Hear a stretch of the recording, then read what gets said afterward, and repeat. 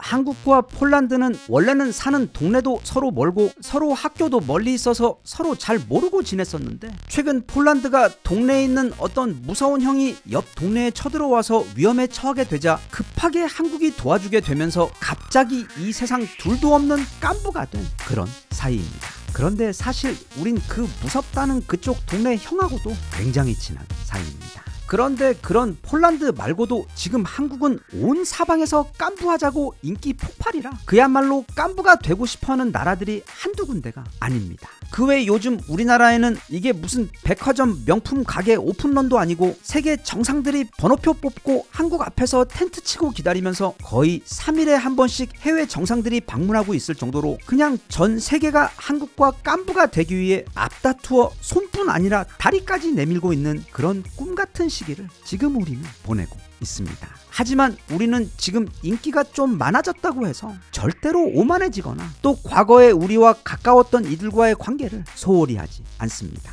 왜냐하면 우리나라는 다른 국가들과 연을 맺는 데 있어 눈앞에 보이는 이익 이전에 깊은 신뢰를 바탕으로 길게 멀리 보며 관계를 맺어가는 진솔한 국가이기 때문에 우리는 한번 맺은 인연은 끝까지 늘 최선을 다해 소중히 하는 이 지구에서도 매우 드문 형태의 국가입니다. 물론 요즘에는 유럽의 다른 많은 국가들이나 또 중동 국가들처럼 정말 가까워진 국가들도 아주 많지만 이 폴란드는 약 4년 전 무기 수출을 계기로 엄청나게 가까워진 우리가 최근에 사귄 오리지널 최고의 깐부 국가입니다. 그래서 폴란드 역시 두 국가의 친분을 더욱 확실히 하기 위해 얼마 전 총리가 직접 한국을 방문하며 만남을 가졌는데, 여기서 이례적으로 우리는 폴란드가 그동안 숨기고 있었던 그 속마음을 알게 되었습니다. 즉 마냥 한국에 대해 좋은 마음 그리고 고마운 마음만 가지고 있는 줄 알았던 폴란드가 아주 오랫동안 한국에 대해 품고 있었던 무거운 한, 그것도 폴란드 정부뿐 아니라 폴란드 국민들 모두가 이 한국이라는 나라에 대해 가지고 있었던 절대 용서할 수 없었던 그 일에 대해 폴란드 총리가 이번에 처음으로 그걸 직접 공개하면서 알게 되었는데, 그건 바로 지난 2002년 월드컵 본선 첫 경기 때 당시 우리만큼이나 너무도 설레고 기대가 컸던 폴란드 축구팀을 하필이면 그때 본선 첫 상대팀으로 만나버린 한국이 1대0도 아니고 이거 집에 가서 진짜 변명조차 할 수 없게 만든 무려 2대0으로 크게 이겨버리면서 그때 유럽 예선을 가장 먼저 통과하며 동유럽 최강팀이자 폴란드 축구 역사상 가장 강한 팀이라고 불렸던 폴란드 팀을 이겨버리면서 결국 그 패배의 충격에서 벗어나지 못한 폴란드 축구팀은 이후 우리에게 8강에서 졌던 포르투갈 팀을 만나 무려 4대0으로 지는 등 빠르게 무너지며 본선에서 조기 탈락을 해버린 아픈 경험이 있었습니다.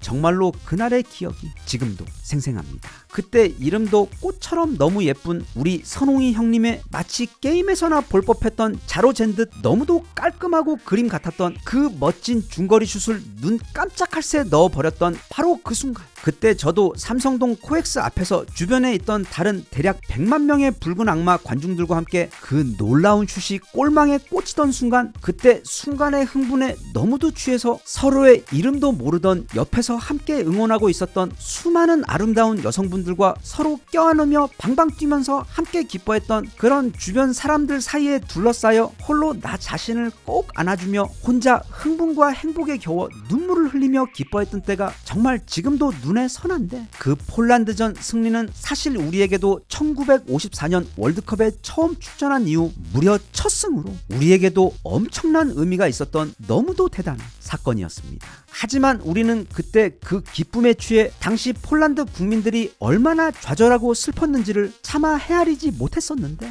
어쩌겠습니까? 그때 그 여름 우리들은 온 국민이 한 몸 한 마음이 되어 다들 제정신이 아니었던 때였습니다. 아마도 우리 인생에서 다시는 오지 않을 마치 꿈만 같았던 그 낭만과 함성이 폭발했던 그 여름, 그 뜨거운 여름 우리 대한민국의 축구는 당시 강력한 우승 후보였던 무려 포르투갈을 제끼며 세상을 놀라게 했고, 또 원래는 복서 출신이었던 무시무시한 공격수 비에리가 있었던 아주리 이탈리아전에서도 경기 종료 직전 우리 기현이 형이 울지마 동점골을 넣으며 첫 번째 기적을 만든 이후 후반전에 가서는 정환이 형의 그 깻잎머리 펜al티 역전 헤딩골로 이건 진짜 무슨 영화를 만들려고 했어도 그렇게 할 수 없었을 정도로 완벽한 드라마를 만들며 이겨버린 후 이후 무적의 스페인 군단까지 이겨버리며 월드컵 최초 1승을 시작으로 내친 김에 정말 말도 안 되는 월드컵 4위까지 올라가 버렸던 우리 국민들 모두의 가슴 속에서 평생을 내 추억 속 최고의 보물 중 하나로 가져가게 될 너무도 소중하고 특별한 여름이었기 때문에 미안하게도 그때는 미처 폴란드의 마음을 살피지 못했습니다. 하지만 이번에 뒷그리는 폴란드 총리께서 연설을 하시며 아무도 예상하지 못했던 24년 전 그 여름의 이야기를 꺼내면서 폴란드에게는 그때의 앙금을 털어내는 기회가, 또 우리에게는 그 여름의 추억을 다시금 떠올리게 되는 너무도 의미 있는 화해의 기회가 되었습니다.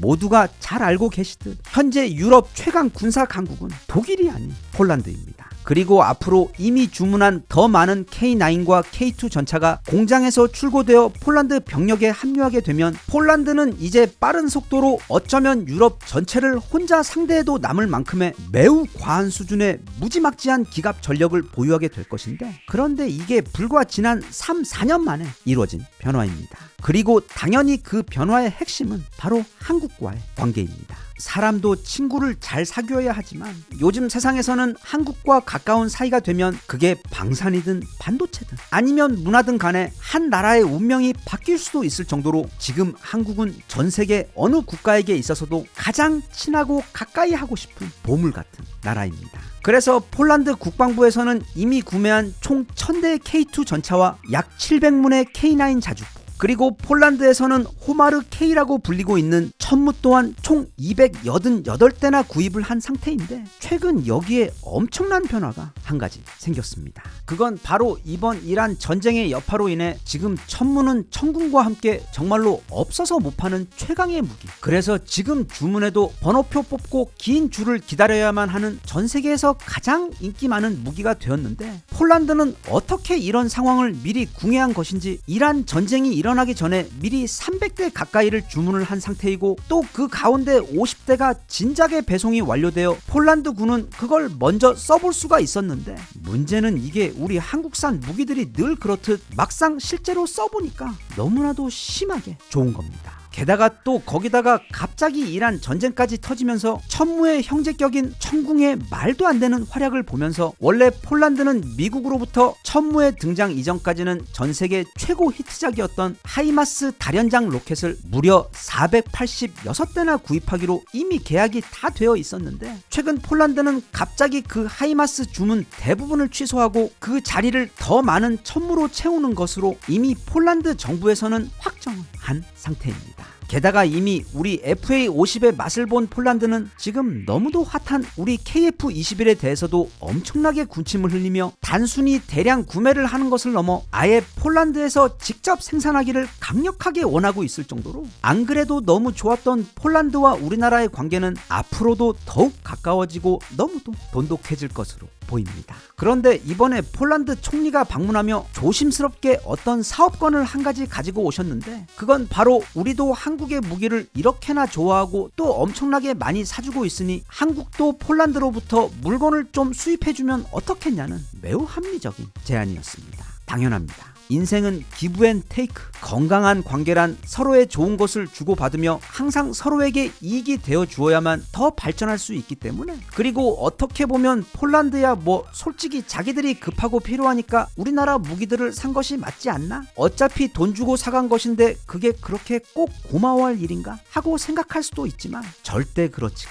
않습니다. 그때 폴란드가 그렇게 대량으로 우리 K2와 K9을 사주었기 때문에 그때까지만 해도 절대 뚫을 수 없었던 그 철벽의 유럽 방산의 벽을 우리는 한 방에 넘을 수가 있었고, 또 그렇게 폴란드가 우리를 믿어주고 물꼬를 틀어준 덕분에 이후 우리나라 무기들이 유럽은 물론 전 세계적으로 거침없이 뻗어나갈 수 있었던 그 소중한 시발점이 되어준 것이 바로 폴란드였기 때문에 우리는 절대로 그 고마움을 잊지 말아야 합니다. 그래서 만약 우리가 해줄 수 있는 게 있다면 우리도 적극적으로 그 고마운 마음을 행동으로 보여야 합니다. 그런데 이번에 폴란드 총리가 우리에게 제안한 물건들이 너무 귀엽습니다. 그건 바로 소고기와 돼지고기, 오리고기, 또 우유와 치즈, 그리고 야채와 과일들입니다. 즉 우리는 그들에게 강철과 화약을 주고 그 대신 치즈와 야채를 받는 뭐 그런 귀여운 거래가 될 것 같은데, 참고로 우크라이나는 유럽에서도 프랑스 평지 다음으로 넓고 비옥한 최고의 평야를 가진 곳으로 엄청난 양의 곡식은 물론이고 건강한 소들과 닭이나 오리를 키우기에 가장 좋은 최고의 환경을 가지고 있으며,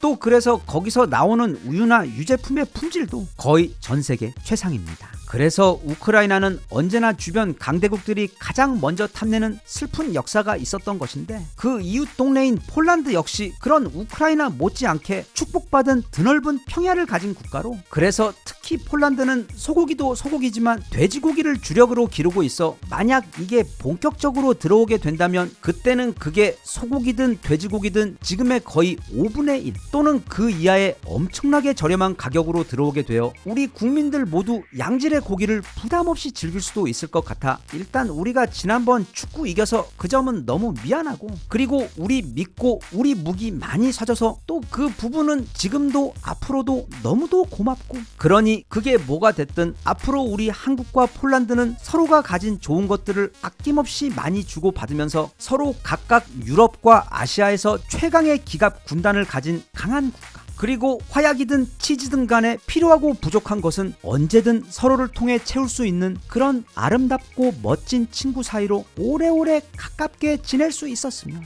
좋겠습니다.